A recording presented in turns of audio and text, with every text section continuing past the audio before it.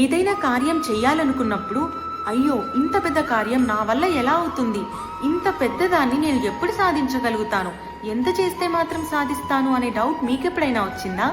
అది రావడం సహజమండి. కానీ అది సాధించాలి అంటే ఎక్కడో అక్కడ మొదలు పెట్టడం ఇంపార్టెంట్. నువ్వు కొద్దిగా మొదలు పెట్టినా కూడా స్టార్ట్ చేస్తే, నువ్వు నీ సరైన బుద్ధితో నువ్వు నీ కర్మను చేసుకుంటూ వెళ్తే ఖచ్చితంగా నువ్వు నీ గోల్ని రీచ్ అవ్వగలుగుతావు. అలాగే రేపటి రోజున నిన్ను అదే గొప్ప భయం నుండి కూడా రక్షిస్తుంది. ఇదే మనకి శ్రీకృష్ణ పరమాత్మ శ్లోకంలో తెలియజేశారు. నేహాభిక్రమనాశోస్తి